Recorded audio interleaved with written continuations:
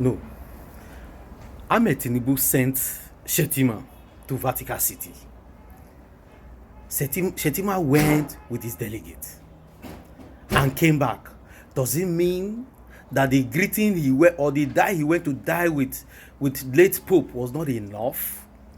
So what is this Bola Tinubu's visit now again to the Vatican, to the Pope, to St. Leo? For what? No, I really don't get it. Why? Meanwhile, a boy of 33 years sent a message, wrote a letter in his hometown to Pope Leo, and he is responding to it with all humility. Why another is going to lick the feet of a pope? No. Nigeria, why are you misplacing your priority? What is wrong with our leaders? Lord, help us. This is so painful. Overwhelmingly painful. And we are just looking at these people. What do we do? No. To His Excellency President Ibrahim Traore, President of the sovereign nation of Burkina Faso, son of the African soil, defender of his people.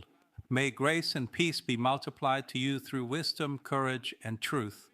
I received your letter not as a political communique, nor as a demand echoing through diplomatic channels. I received it as a cry of the soul, powerful, principled, and painful, from a son of the continent that has known too much loss, too much silence, and too many broken promises.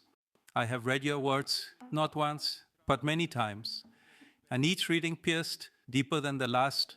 For in your voice, I heard not merely the anger of a president, but the righteous cry of a continent, long wounded by the dual blades of neglect and exploitation. Let me begin now with defense, but with confession. Yes, the church has, at moments in history, stood beside colonizers, when it should have stood beside the crucified.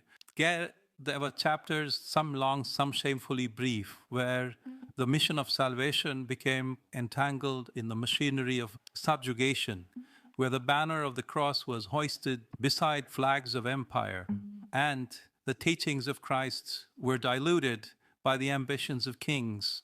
For these sins, sins of omission and commission, I bow my head in repentance. No institution, however sacred, is above self-examination. And if the church is to remain a beacon, it must not only shine light outward, it must shine it within.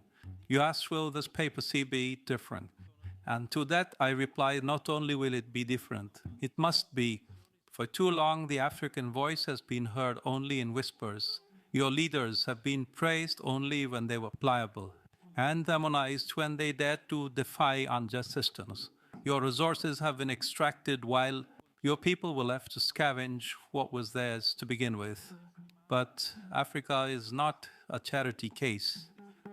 Africa is not a patient waiting for the West to administer spiritual or political anesthesia. Africa is the cradle of courage, the wellspring of song, the pulse of prophecy. It is not the world's burden, it is its teacher. Let me speak plainly, as you did, President Trias. On colonial legacy, President Traore, you spoke of chains not only of those that bound the bodies of our ancestors, but the invisible ones that still clutch at the soul of Africa. Let us speak truth, not as adversaries, but as men burdened with memory. Colonialism was not simply a political conquest, it was a spiritual betrayal. It was not just the theft of land, but the attempted erasure of identity. Entire civilizations, with their poetry, their proverbs, their cosmologies, their sacred rhythms, were silenced under foreign flags and foreign gods. The missionaries, some sincere, came with crosses in one hand, but behind them followed gunboats, traders, and governors with contracts of domination, baptismal. Fonts were built next to whips. Scriptures were preached beside swords. The story of Christ who came to liberate was too often retold in the language of control, and though many of those missionaries gave their lives in service, and some stood up to the powers of empire, The broader truth remains the church did not always stand with the oppressed. Too often it stood with the conqueror.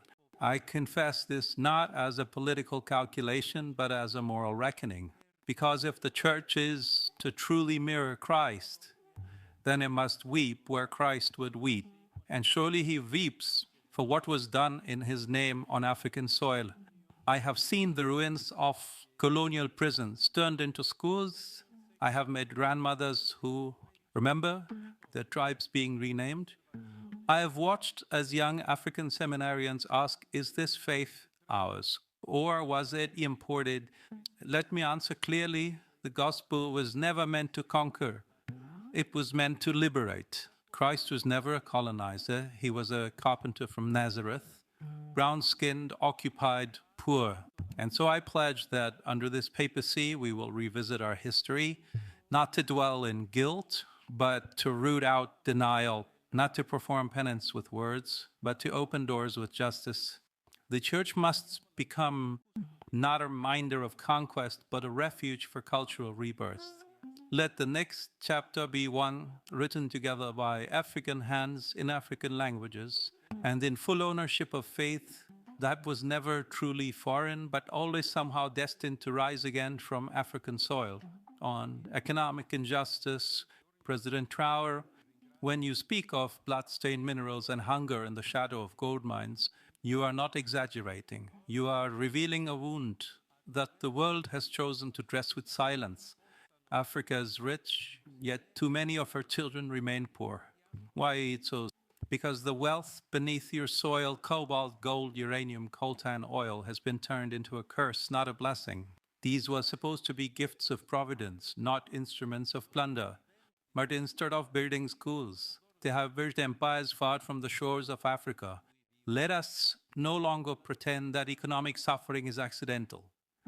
Let us no longer speak of underdevelopment as if it were nature's plan. It was policy, it was greed, it was engineered stagnation, orchestrated debt, and predatory agreements signed in glass towers, while farmers walked barefoot through dust.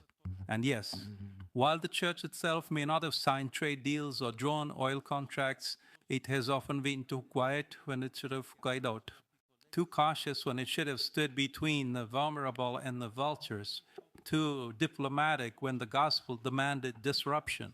There are African nations today where a child cannot drink clean water, but multinationals extract billions from the same land without paying fair dues. There are communities where women give birth in candlelight hospitals, while cargo ships full of precious resources sail out of port, guarded by foreign guns. That is not trade. That is to be extracted from the really. And this, dear brothers and sisters of the world, is not just an African tragedy. It is a global scandal. It is the failure of our collective morality. It is the blasphemy of preaching justice on Sunday while investing in systems of extraction on Monday. President Tagore, you asked, will the Vatican name these sins? Yes, we will no longer speak of poverty without naming its architects. We will challenge institutions that pretend benevolence while negotiating for control behind closed doors. We will no longer sit at global